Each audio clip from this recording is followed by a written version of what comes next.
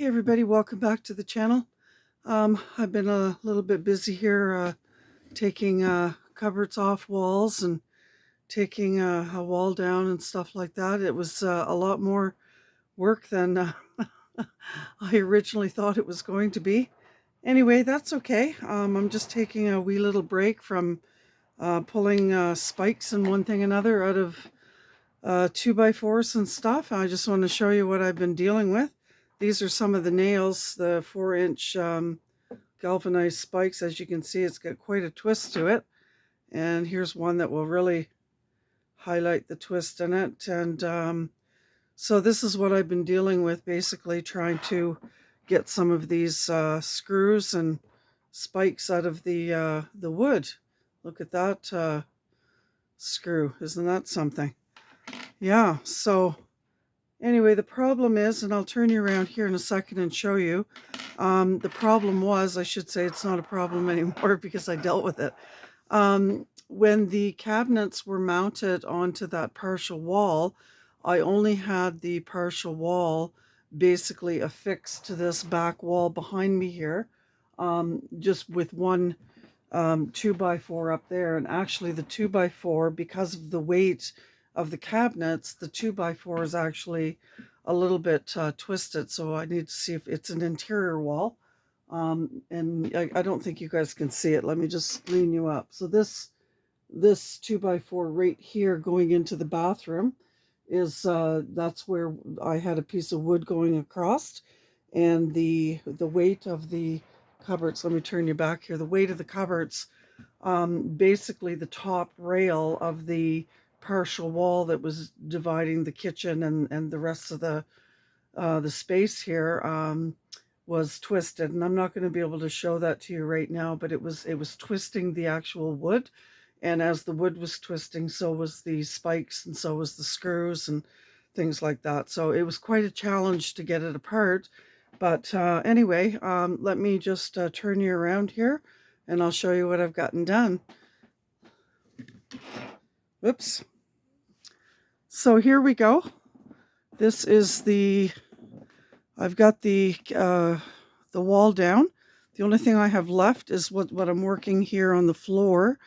And that's the one that's nailed right into the beam underneath the house. So it's going to take a little bit more effort and I just need a break from it. And of course I can't make this space look pretty for you guys all because it's an absolute construction disaster zone in here. And I have the one 2x4 that's, well, let me walk over here and I'll show you. This is actually a back door, this here space behind this plastic, and you can maybe see the metal door in there. And it was never really installed properly. So rather than, well, I couldn't hire somebody at the time anyway to help me with it. I had the volunteers that did help me install it. It just wasn't installed properly. So anyway, this partial wall still has one more 2x4 that's affixed to the exterior of the house. And down here, I did remove the screws that were basically affixed on this bottom plate here. And then I have one more 4-inch spike right up there, right there where my finger is, that needs to come out. So I'll turn around here and have a look from this angle. So yeah, cabinets are gone, totally opened up now. And there's going to be some huge changes in here. I really like how it's opened up the space. However, the 2x4s themselves, yeah, so here they are on my couch in my living room. I did take apart in the center of my kitchen over there. I had what I had made. I told you I took my coffee table, which is right here, turned over upside down on top of my couch, and I built a frame around it. So I removed that. The frame is now in the bathroom, but it's not going to work for the plan that I had for a new compostable toilet system. So I'm going to basically be reusing this wood. This is the one being, I can't really show you how twisted it is, but I'm not quite sure how I'm going to use that. But this long beam here and the one that's over here on the floor, once I pick it up, those are the two long beams. So the countertop, as you see it here now, let me just set the phone down so I'm not jiggling all over the place. The countertop, as you see it here now, basically what I'm going to do, let me just get over here so you can see it. I'm going to put one 2x4 here, one 2x4 here, and so 4 2x4s. It's going to basically enclose this countertop area to the height of probably just here where my dehydrator is, just to about right there. And then I'm going to use these two longer beams to go over top of it. And I'm not going to tell you what I'm going to be doing with that just at the moment. Let me get back here.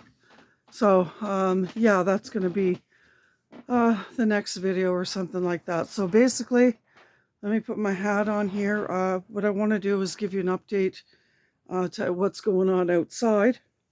Super cold out there today, guys. 2 days ago we had like torrential downpours, and today's, I think it's Wednesday. Anyway, yeah, Monday was torrential downpours, and then it all of a sudden got cold. So we're starting now to get that same system you guys are getting in the US. So as you can see, my house is an absolute disaster, but maybe the next time I do a video, you guys will see a better vision, my vision that I have for everything. Let me turn you around, spin you around, so you can see this disaster, because hopefully the next time you have a look at it, and I'm going to have to take this, open up this tripod so that I can close it as I'm walking outside. Yeah, so if you guys can just envision the countertop space, sort of having moving the 2x4s over. I'm not making a wall. I'm just going to have it sitting directly on the floor, and I probably will mount it to the countertop so it's at least fixed.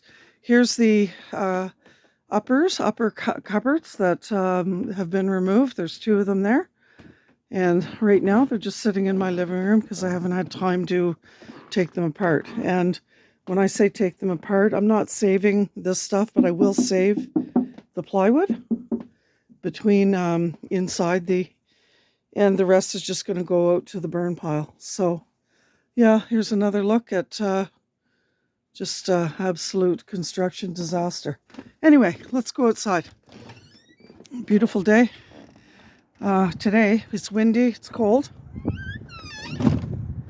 And get off the steps here so that I can show you what I've been up to out here. So the concrete has, let me just take you over here and show you at this angle. Give you a better look. There we go.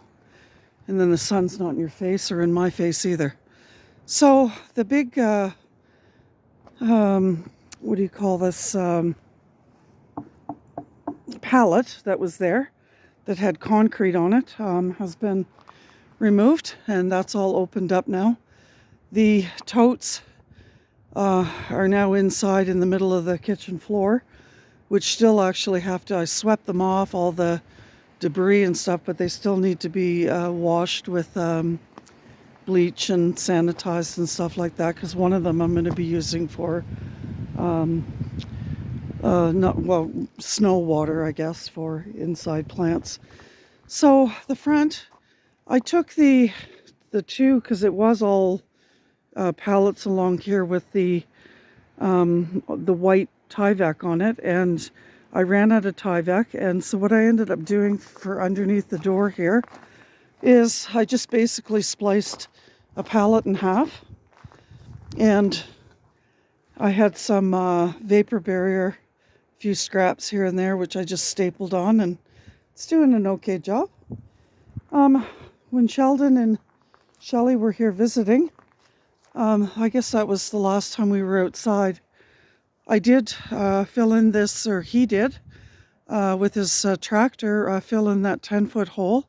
I do need to get a little bit more fill brought in, because as you can see, I mean, it does dip down, but that's the slope of the ground anyway. So that's pretty cool. That's all done now. Yeah, when they were digging or whatever, when he was digging, exposed some sort of a wire here, some garbage or something that was in that pile. And I need to bring my snips out and get rid of that. So this last pallet that's leaned up against the house here, that needs to go around back because I need to finish off one section back there. Let me just get out of here so that I can show you. So this is all done now. This is the east side. And he had to take his extension ladder back with him. I think I mentioned that already because the pads were missing on the top of it that leans against the house.